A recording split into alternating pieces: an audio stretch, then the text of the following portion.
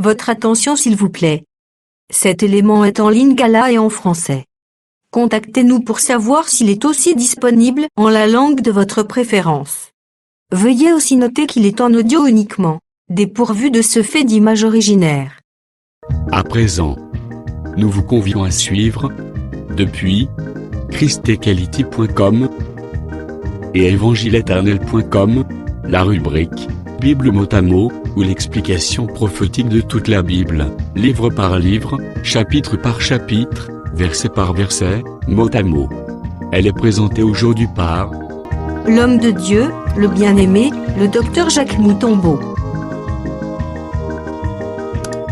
Recherchez-vous les enseignements du docteur Jacques Moutombo? Allez sur christequality.com/jacquesmoutombo.html. Les enseignements sont disponibles en texte, audio et vidéo.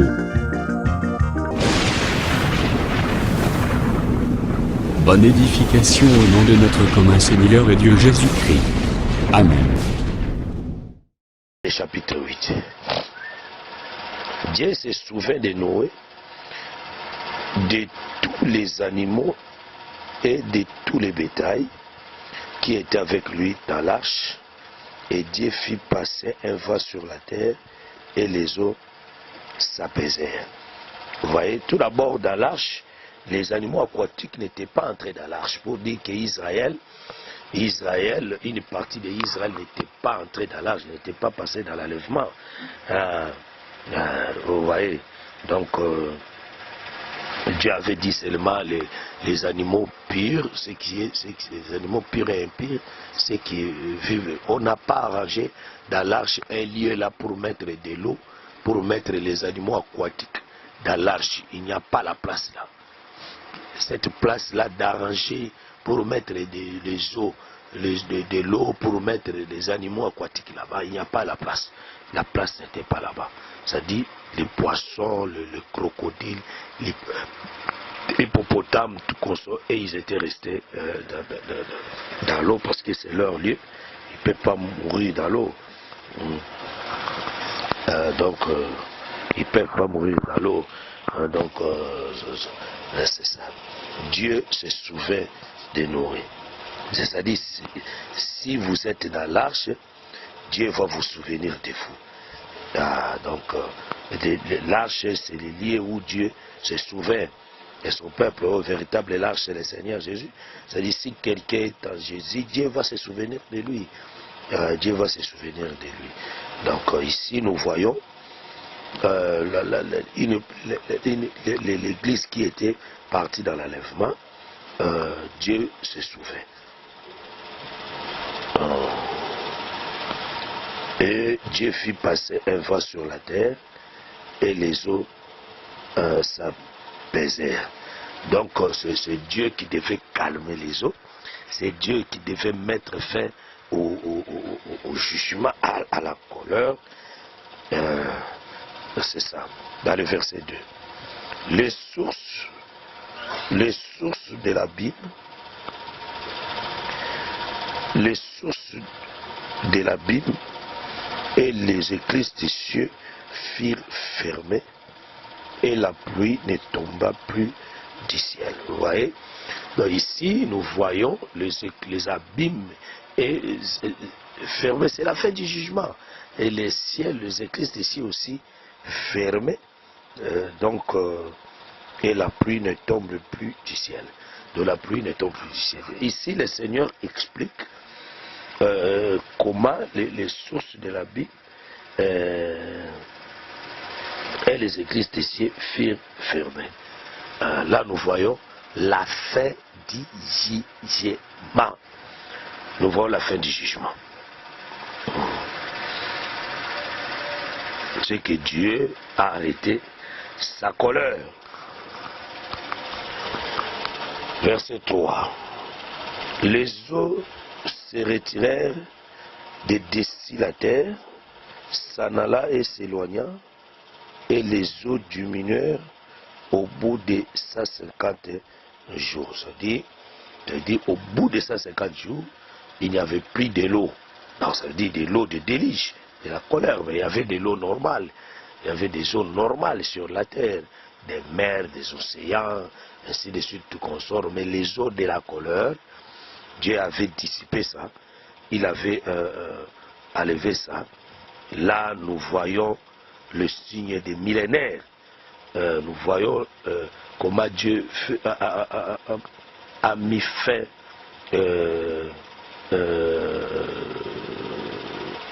il a mis fin des troubles sur la terre. Il a amené maintenant la paix. C'est-à-dire les vents là, c'est les vents de la paix qui va souffler sur la terre. Mais maintenant, ça, dans le verset 1 du chapitre 8 jusqu'au verset 4, ça nous expliquait les événements que Dieu avait fait. Mais il y avait maintenant un mouvement dans le verset 4. Dans le verset 4, il y avait un mouvement là. Le mouvement là, on dit, si vous lisez le verset 1 jusqu'à 3, c'est comme si ce mouvement était venu avant le verset 4. Non. Le verset 4 maintenant, quand nous allons commencer à expliquer le verset 4 jusqu'en bas là-bas, c'est le mouvement là, ça marche ensemble avec le verset 1 jusqu'à 3. C'est ça. Parce que le 7e mois, le 17e jour du mois, l'arche s'arrêta sur le montagne d'Arara. Vous voyez, là, il y avait encore des eaux sur la terre.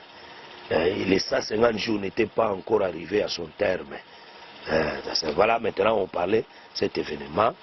Là, maintenant, l'arche marchait, parce que les déluge et le pluie ne tombait plus du ciel. Maintenant, l'eau commençait à se diminuer. Et à ce moment-là, l'arche marchait, s'arrêta dans la montagne d'Arara. Or, nous voyons seulement l'arche là où s'arrête. L'arche était au-dessus de toutes choses. C'est l'arche qui était au-dessus de toutes choses. L'arche ici a des mouvements. Quand l'arche planait sur sur les eaux,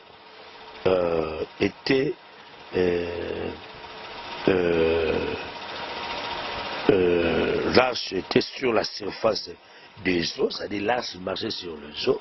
Ça expliquait des mouvements. Ça expliquait le mouvement de Jésus marcher sur les eaux. C'est lui l'arche véritable. Et ça expliquait aussi le mouvement de l'Esprit de Dieu s'est mouvé au-dessus des eaux. Ça expliquait ce mouvement. Ça expliquait aussi le mouvement que les eaux, comme le peuple et les nations, les langues, l'Église est au-dessus de toutes choses. C'est-à-dire au-dessus du monde. C'est l'Église qui est supérieure. C'est l'Église qui est élevée. Les peuples avec Jésus sont élevés.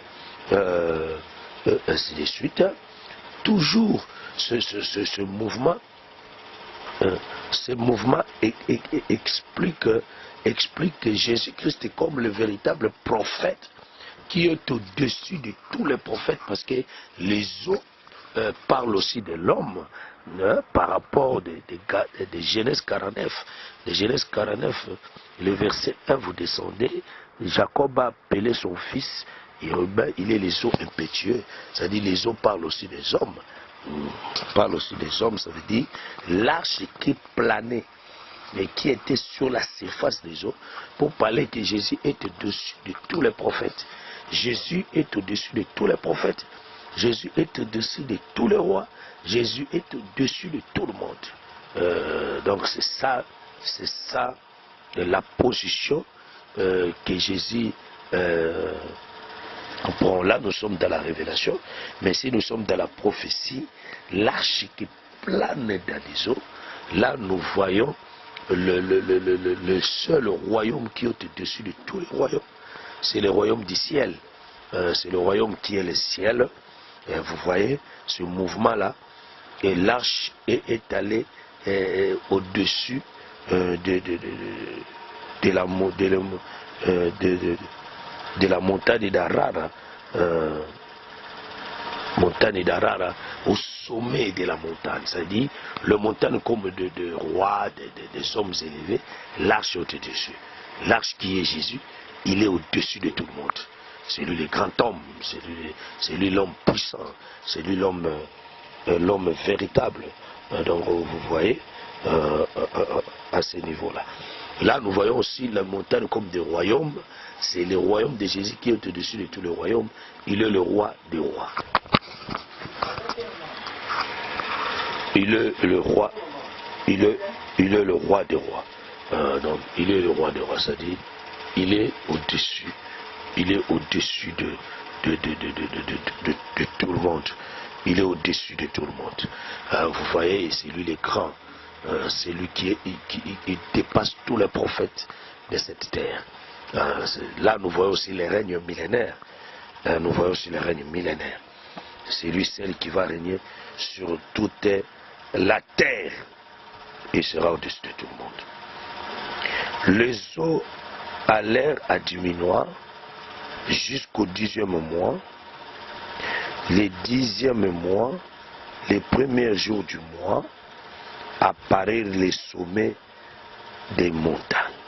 Vous voyez, ça veut dire ici, quand l'eau diminue, c'est les sommets des montagnes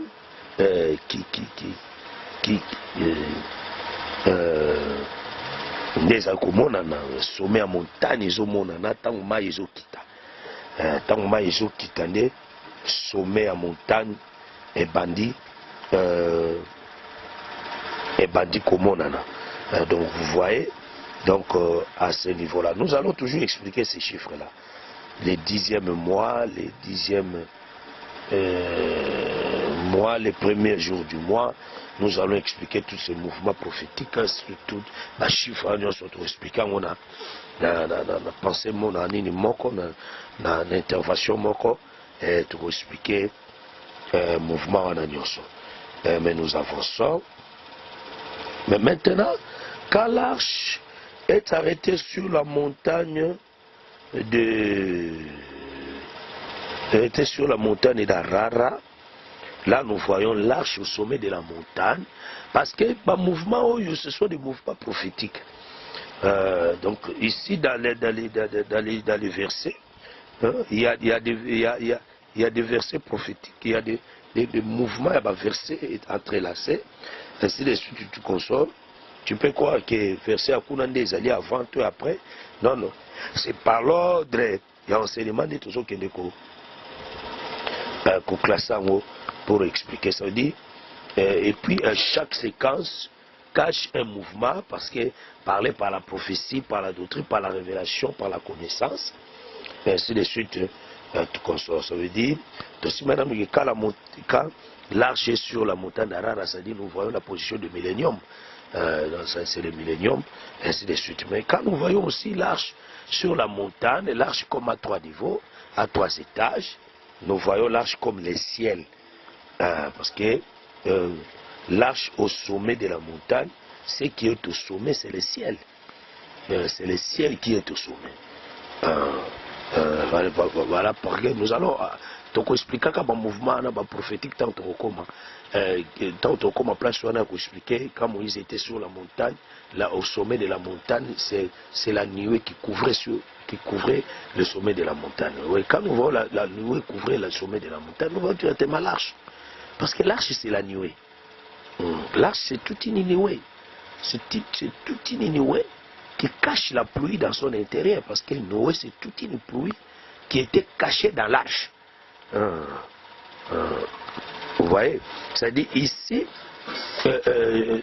quand l'arche s'est arrêtée sur la montagne d'Arara, ici nous voyons les mouvements prophétiques de la création. C'est-à-dire Dieu, c'est comme s'il a répété la création. Il répète la création par Noé. Répète la création par Noé dans le verset 6. Au bout de 40 jours, Noé ouvrit la fenêtre qu'il avait faite à l'arche. Vous voyez? Donc ça veut dire la fenêtre là, c'est l'église des cieux. C'est l'église des cieux qu'il ouvre. Il ouvre la fenêtre. Pourquoi il ouvre la fenêtre? Parce que ça, nous voyons le mouvement prophétique. Dieu voulait commencer à faire un travail. Mais il ouvrit la fenêtre. Quand il ouvre la fenêtre, il fait quoi? Il envoie, il ouvre la fenêtre. Là, nous voyons le ciel s'est ouvert, c'est l'église. C'est l'église des cieux. C'est l'église des cieux. Il a ouvert ça. Pour une mission. Pour une mission. Ici, maintenant, Noé dans là, c'est le Père qui est dans le ciel. C'est Dieu qui est dans le ciel, commençait maintenant à faire son travail. Il envoie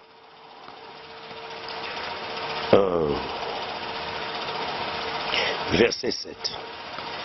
Il lâcha les corbeaux qui sortit, partant et revenant, jusqu'à ce que les eaux eussent séché sur la terre. Vous voyez? Et quand il ouvrit la fenêtre, là nous voyons Dieu sort de l'éternité, il entre maintenant dans les temps pour commencer à faire son travail, la mission de la rédemption. Il envoie les corbeaux. Les corbeaux, c'est les premiers messagers. Les corbeaux, c'est les premiers messagers. Selon Cantique des Cantiques, nous allons expliquer ça. Les corbeaux à couleur noire. Les corbeaux à couleur noire, on envoie les corbeaux pour une mission. Parce que sa couleur blanche ne se voyait pas. La couleur blanche était cachée dans les corbeaux. On voit seulement la couleur noire. On voit les corbeaux comme le premier messager.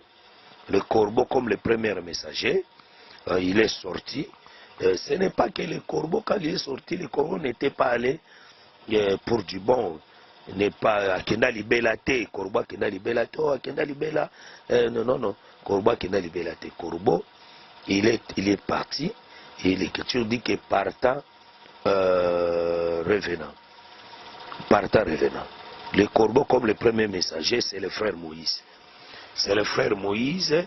Le mouvement là de partant revenant, jusqu'à ce que l'eau est caouki sur la terre, c'est le mouvement de plusieurs prophètes dans un seul prophète. C'est-à-dire, le seul prophète qui était le prophète majeur dans l'ancienne alliance, c'était Moïse. Mais tous les prophètes prennent la position au le mouvement du grand prophète qui est Moïse.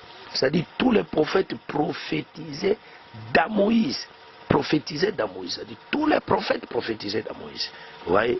C'est-à-dire, tous les prophètes prophétisaient dans Moïse.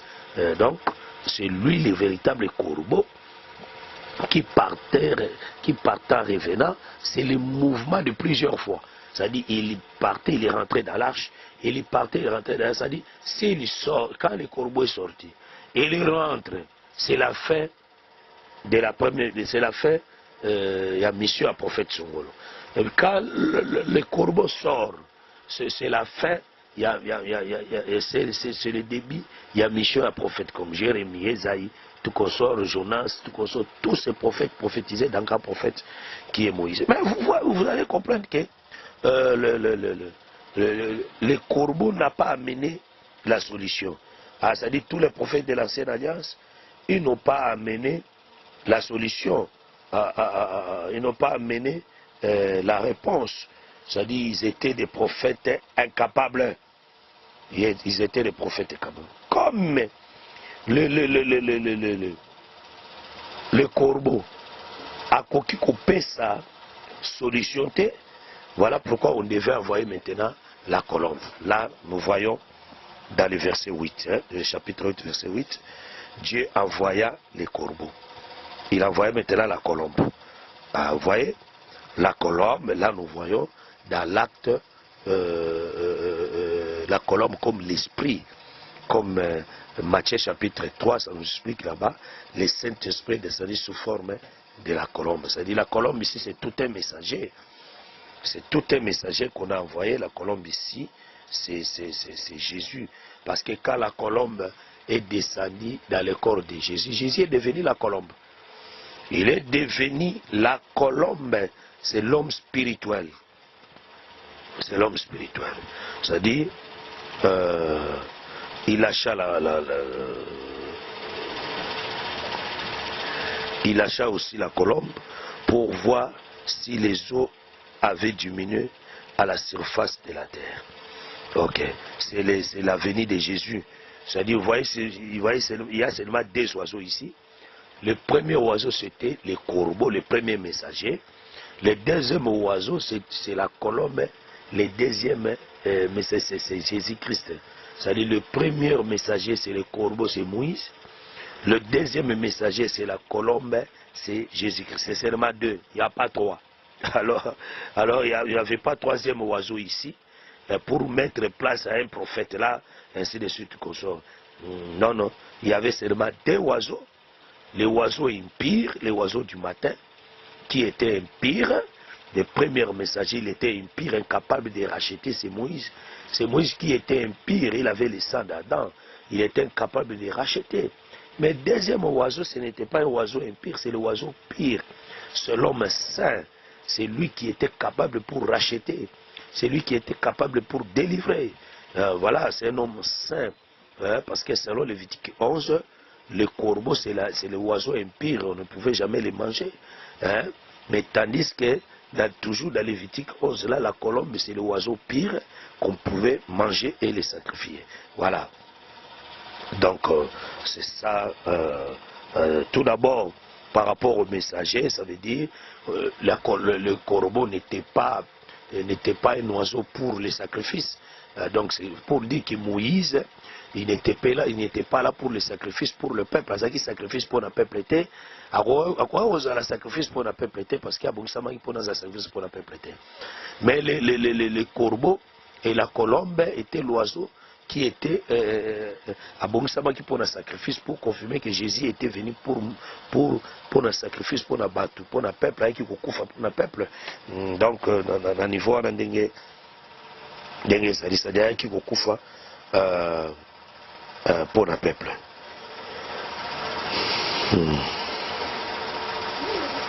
Il lâcha le corbeau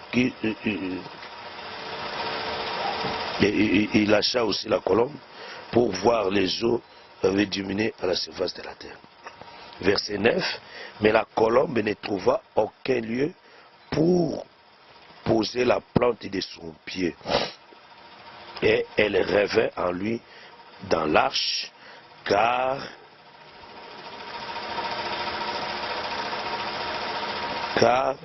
il y avait des eaux à la surface de toute la terre. Il avança la main, la prit et la fit entrer auprès de lui dans l'arche. Vous voyez, ça veut dire dans la première position, quand la colombe est venue, il a vu des eaux partout, et il n'a pas pu poser ses pieds. Ça, c'est la première venue de Jésus. Quand Jésus était venu, il a trouvé les eaux dominer la terre. Les eaux qui dominaient la terre parlaient des Romains. Parlaient des Romains qui dominaient Israël, qui était la terre. Parlaient aussi du péché qui dominait le peuple. Voilà pourquoi lui, il n'a pas de possibilité.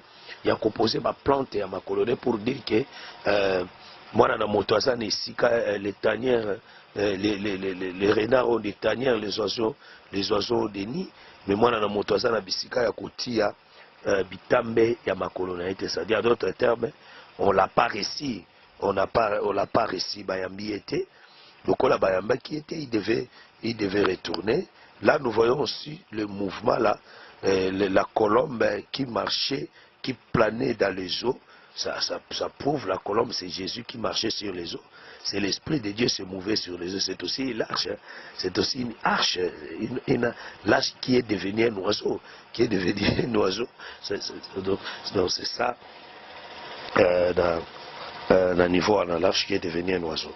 Dans le niveau, c'est-à-dire Jésus qui est l'homme spirituel. Parce que l'homme charnel ne peut jamais marcher sur les eaux. Même si Jésus a donné l'avantage à Pierre de marcher sur les eaux, c'est par la capacité de Jésus. C'est par sa capacité. L'homme physique comme ça ne peut jamais marcher sur les eaux. Donc c'est par la capacité des eaux. On va arriver à niveau là. Donc ici, nous disons que c'est la première venue à trouver, il devait retourner. Vous voyez, il est venu à trouver une unité, il devait retourner, c'est la mort et la résurrection. C'est la mort et la résurrection de Jésus qui devait retourner dans l'arche. Et quand la colombe rentre dans l'arche, Noé va faire sortir sa main dans l'arche, dans la fenêtre, pour récupérer la colombe. C'est-à-dire, quand Noé fait sortir sa main dans l'arche pour récupérer la colombe, c'est Acte chapitre 1, Dieu est descendu sous la forme de la nuée. La nuée était descendue pour dérober Jésus, pour récupérer Jésus et monter avec lui dans l'arche, dans les ciels. Donc c'est ça, parce que selon 1 Roi chapitre 18, la main c'est la nuée. La main c'est la nuée qui était venue récupérer la colombe qui est Jésus-Christ. Et là nous voyons la mort, la résurrection et l'ascension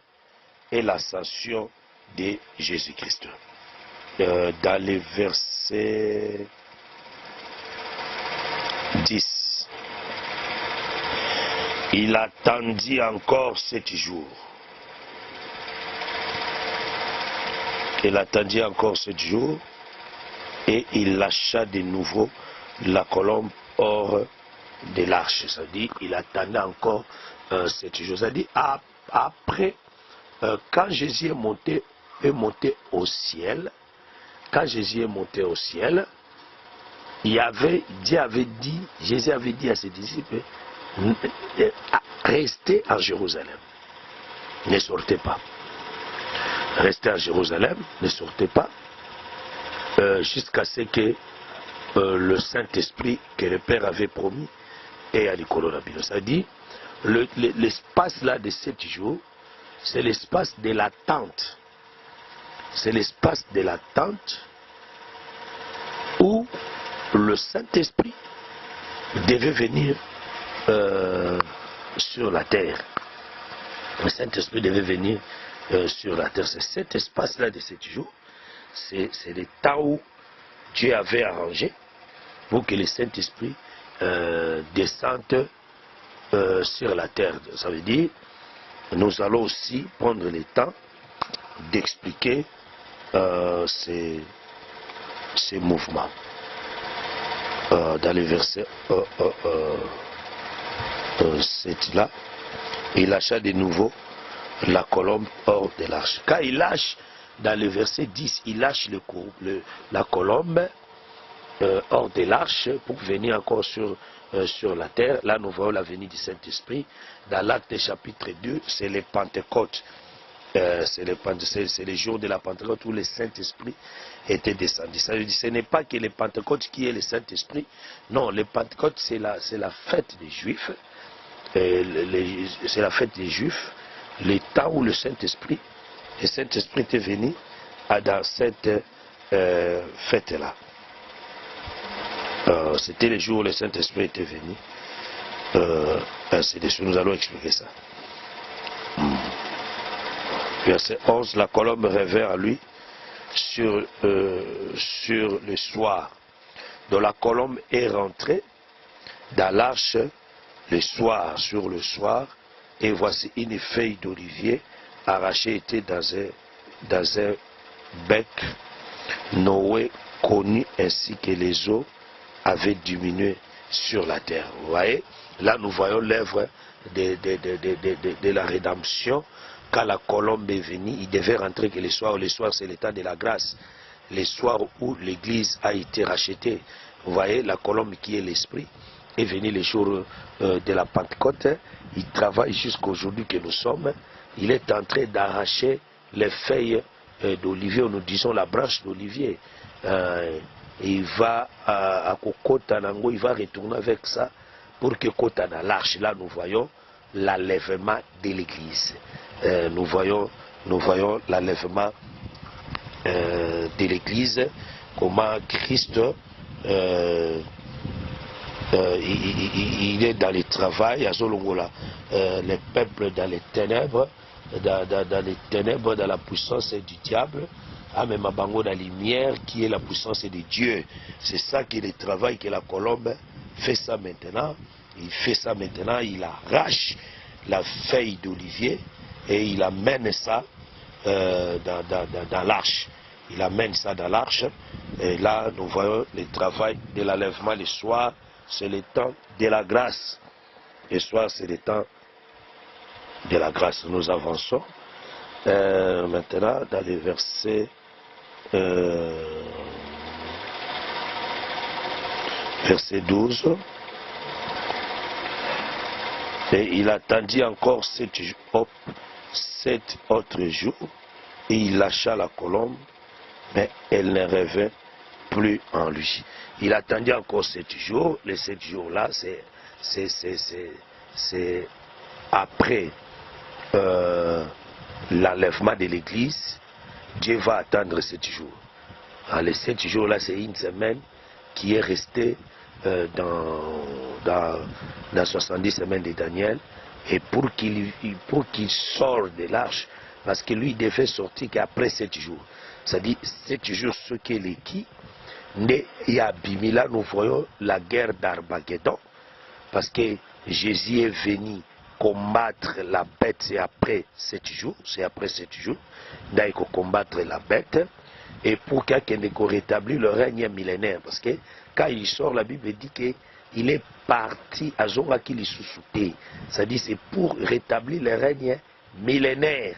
Il est allé établir, à quelque établir le règne millénaire, ça veut dire à Kozonga les sous-souté. À quelque établir le règne millénaire. Donc là, nous voyons l'établissement. Mais ce mouvement aussi, c'est un mouvement prophétique, parce que la mission était que quand la colombe marchait, la colombe avait une mission de voir. Donc ça dit, nous allons expliquer ce mouvement quand nous allons arriver de là. Mais tout d'abord, il est allé établir le règne millénaire, parce que Azongaki est sous-souté. Ici, nous voyons encore dans le verset 13, l'an 601, les premiers mois, les premiers jours du mois, les eaux avaient séché sur la terre. Noé ôta la couverture de l'arche. Il les regarda et voici la surface de la terre avait séché. Là, nous voyons la paix sur toute la terre. Et là, nous allons toujours sur des chiffres. L'an 601. L'an 601, nous allons expliquer les an 601. Et pourquoi ça? Nous allons expliquer ça. Et les premiers mois, les premiers jours du mois, les eaux avaient séché sur la terre. Noé ôta la couverture de l'arche. C'est-à-dire l'arche qui était mystère ne sera plus mystère. Parce que l'arche a été couverte de la couverture, c'est-à-dire l'arche a été mystère. Dans le millénium, le Christ, il ne sera plus mystère. Donc nous allons le connaître. Et il sera dévoilé. C'est lui qui sera le roi. Parce qu'aujourd'hui, il est mystère dans le monde. Aujourd'hui, on ne les voit pas, on ne les connaît pas, le monde ne les connaît pas. Mais dans le millénium, à ce temps-là, on va les connaître. Et il sera plus mystère. Il sera dévoilé. Tout le monde va savoir reconnaître c'est lui, le roi des rois, le Seigneur des seigneurs. Verset 14. Le second mois, le 27e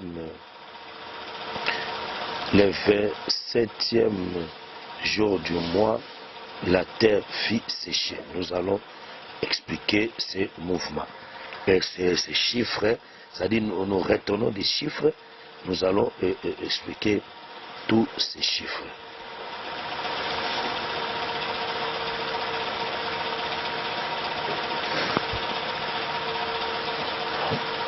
Verset 15. Alors Dieu parla à Noé en disant, sors de l'arche, toi et ta femme, tes fils et les femmes de tes fils avec toi. C'est-à-dire, dans le verset 15, nous voyons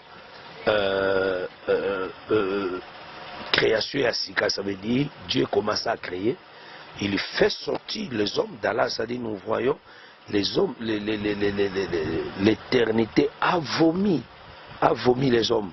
Nous voyons maintenant, bateau choisit une éternité, là nous voyons une terre nouvelle. Tout le monde a mabélé à Sika parce que Dieu a effacé. Nous voyons mabélé à Sika, là nous voyons second monde.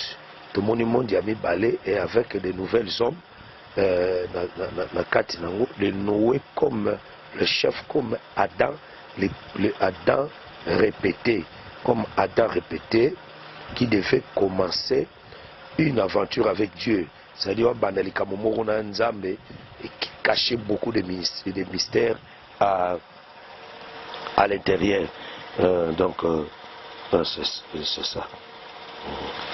Fais sortir avec toi tous les animaux de toute chair qui sont avec toi, tant les oiseaux que les bétails, et tous les reptiles qui rampent sur la terre, qui se répandent sur la terre, qu'ils soient féconds et multipliés sur la terre. Vous voyez, c'est la création répétée. Ce sont les paroles que Dieu avait dit à Adam. C'est ce qu'il dit aussi à Noé sur ça. C'est-à-dire par rapport au mouvement prophétique, première création parle de l'ancienne alliance. Parle de l'ancienne alliance avec son homme qui est Adam, le premier Adam, qui est Moïse, qui est l'image de Moïse. Ainsi de suite, Dieu n'avait pas aimé le premier monde, qui est la première alliance. Dieu devait créer deuxième alliance par le nouveau homme qui est Noé, qui est l'image de Jésus, avec son peuple. C'est-à-dire tout ce qui s'était passé dans Adam là-bas, c'était l'ombre du véritable Adam qui est Noé. Noé, c'est Adam répété, c'est Adam spirituel, et c'est ça. C'est Adam spirituel qui est Jésus-Christ. C'est le dernier Adam, le second et le dernier. Mais là-bas, vous allez voir aussi le premier Adam là, qui est l'image de Moïse que Dieu devait effacer pour qu'il commence la vie avec le nouveau Adam. Dieu devait marcher avec lui. Verset 18. Et Noé sortit avec ses fils, sa femme et les femmes de ses fils, tous les animaux, tous les reptiles, tous les oiseaux, tous ceux qui se mettent sur la terre, selon leur espèce, sortir de l'arche. Noé bâtit un autel à l'Éternel. Il y prit de toutes les bêtes pires et de tous les oiseaux pires et les offrit de l'holocauste sur l'autel. Vous voyez dans Adam, nous voyons, quand Adam a péché, il a péché, il a pris les feuilles des figuiers, ainsi de suite. Donc, c'est-à-dire il a formé l'autel des fruits de la terre, des feuilles de la terre, des arbres, ainsi de suite. Donc l'œuvre du troisième jour, l'œuvre du troisième jour que Adam avait fait, c'est son fils Caïn qui a répété ça. Là nous voyons les sacerdoces terrestres. Voilà pourquoi à aucun qu'on vivrait éternellement, parce que c'est par le fruit de l'arbre que Adam était condamné, il était coupable, Azaki péchait. Nzamba a tangeli l'isumu, il est devenu corrompu à cause du fruit de l'arbre. Mais ici, quand Noé est sorti de l'arche, tant que Noé a bimi dans l'arche, Noé n'a pas répété ce que Caïn avait fait et ce que Adam avait fait. Noé a fait autre chose. Il a fait ce qu'Abel avait fait. Abel, pour qu'il soit agréé par Dieu, il a offert et pas Nzambe l'animal pire. L'animal, ainsi de suite, il a versé le sang. Parce que Dieu aime le sang. Parce que là où il y a le sang, il y a le pardon du péché. Là où il y a le sang, il y a la repentance. Voilà pourquoi Noé aussi a répété ça. Quand Noé est sorti de l'arche, il a offert, il a fait l'autel, il a bâti un autel, et en bâtissant l'autel, il y a pur, il y a pur, et de tous les oiseaux purs, il offrit de l'holocauste. On ne dit pas toute espèce, hein. Par le bien espèce nous sauté. C'est que l'espèce nous soit tikalaki. Ajouter que banyama ya pur, il y a pire, na bandeke ya pire, a mati sur l'autel. Vous voyez? C'est-à-dire sur l'autel, il y avait l'animal, il y avait aussi l'oiseau. C'est-à-dire si je pense seulement au singulier, comme un animal, un oiseau, qui était sacrifié sur l'autel. Sur l'autel. Et puis c'était un holocauste. Un holocauste. L'holocauste, ça veut dire l'animal. Qui comme il la poussière et comme en cendre. Ça veut dire comme en cendre, c'est pour l'éternel lui-même. C'est les sacrifices qu'on donne qu'à l'éternel. C'est pour l'éternel. Verset 21. L'éternel sentit une odeur agréable. Alors ça veut dire cet animal et cet oiseau a répandu une bonne odeur à l'éternel. Ah, c'est que cet animal et cet oiseau, ils avaient qui naissent sur le amalan, ça disait parce que c'était des animaux purs. La carte péché à la nakatité. Voilà pourquoi Dieu a senti la bonne odeur. Et l'Éternel dit à son cœur, je ne maudirai plus la terre. Ah, pour que la terre ne soit pas maudite, il fallait Noé sacrifier l'animal et l'oiseau. S'il sacrifie l'animal et l'oiseau, Dieu ne maudira plus la terre. Donc la terre ne sera plus maudite. La terre est cause à la maudite parce que Dieu a senti une bonne odeur de l'animal et de l'oiseau. Or, donc, à cause de l'homme, parce que à cause de l'homme, l'homme ici c'est Adam. C'est à cause de l'homme. L'homme ici c'est Adam. C'est par lui que le péché était entré. Parce que les pensées du cœur de l'homme sont mauvaises dans sa jeunesse, et je ne frapperai plus tous ceux qui est vivant comme je l'ai fait. Vous voyez, c'est-à-dire ici, en tout cas la Bible est très propre. Ici, ça veut dire pour que Dieu ne frappe plus la terre à cause de l'homme. L'homme là, c'était Adam qui avait amené les péchés sur la terre, et il fallait que Noé, qui est le sacrificateur, arrête un animal. C'est-à-dire, quand il parle des animaux là, ça passe seulement d'un animal, parce que dans les animaux là-bas, il y avait plusieurs animaux. Il y avait le bœuf, il y avait l'agneau, il y avait le bouc, il y avait le chevron, il y avait le bélier, il y avait la brebis. Il y avait beaucoup d'histoires là-bas, il y avait beaucoup d'animaux là-bas, mais tout cela, ça passe seulement d'un seul animal, qui est le Seigneur Jésus-Christ. C'est lui l'animal. Jésus est mort sur la croix comme un animal. Il est mort aussi sur la croix comme un oiseau. Dans Lévitique chapitre 17, si un étranger aussi, un fils d'Israël ou un étranger qui est dans un champ attrape un animal ou un oiseau, vous voyez, ça veut dire, si on attrape un animal, on attrape un oiseau. Ça dit Jésus, comme il était là, il était un animal, il était aussi un oiseau. qu'on a attrapé. Jean-Baptiste a présenté Jésus, voici l'agneau de Dieu qui est le péché du monde. Il était un animal. Et après, la colombe est descendue sur Jésus. Il était un oiseau. Vous voyez? Donc ça veut dire il devait mourir comme un animal. Il devait mourir aussi comme un oiseau. C'est par lui que la bonne odeur devait être manifestée. Pour que Dieu ne frappe plus la terre. Pour que Dieu ne frappe plus la terre. Pour que Dieu pardonne la terre et que, à cause du sacrifice de Jésus sur la croix, Dieu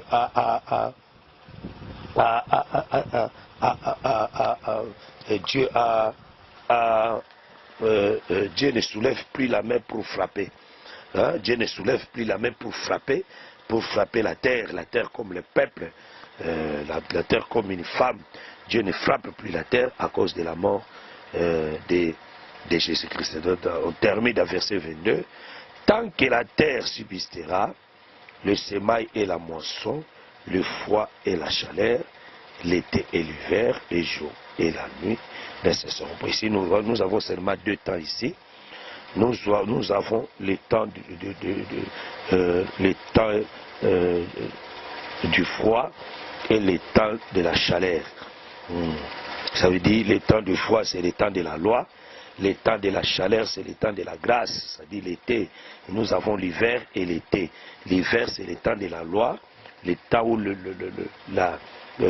froid, l'hiver est au zénith. Et l'été, c'est le temps où l'hiver est passé, c'est la grâce. Il y a seulement 2 temps. C'est le temps de l'hiver, c'est le temps de semailles. Oh, l'hiver, c'est la loi. Jésus a été sémé, Jésus a été tué selon la loi. Il a été tué dans la loi. Et après sa mort, ça sera le temps de la moisson. Le temps de la moisson, c'est la résurrection. C'est la résurrection, c'est la manifestation de la vie. La manifestation du Fils, c'est l'été, c'est la grâce. C'est-à-dire nous avons seulement 2 temps. Il y a le temps de la mort qui est la loi. Et il y a aussi le temps de la vie qui est l'été. Le temps de la semaille qui est le temps de la colère, le temps de la loi, le temps de la moisson, c'est le temps de la grâce. Donc là, c'est là où Dieu a caché ces mystères. C'est là où Dieu a caché ces mystères. Donc, c'est là où nous allons aussi parler sur les 4 saisons, la pluie d'automne, l'hiver, la pluie de printemps. Allez, s'il vous plaît, au numéro suivant, pour retrouver la suite de ce message. Merci d'avoir suivi ce message et que Jésus-Christ vous bénisse. Si vous avez une question à l'intention de l'homme de Dieu, si vous voulez que l'homme de Dieu prie pour vous, si vous voulez vous confier à l'homme de Dieu, ou si vous voulez tout simplement bénir l'homme de Dieu, contactez-le directement si ses coordonnées sont disponibles depuis sa page. Sinon, contactez-nous et nous lui transmettrons vos préoccupations. N'oubliez pas de faire un tour à notre page évangélisation pour voir en quoi vous pouvez vous rendre utile à Christ par cette œuvre. Que Dieu vous bénisse tous. Amen. ChristQuality.com. Les cieux en un clic de la souris. Évangile-éternel.com, le site de l'Évangile éternel. Christ Equality Fondation, équilibrer la manne ramassée dans le désert de sorte que chacun ait un le maire.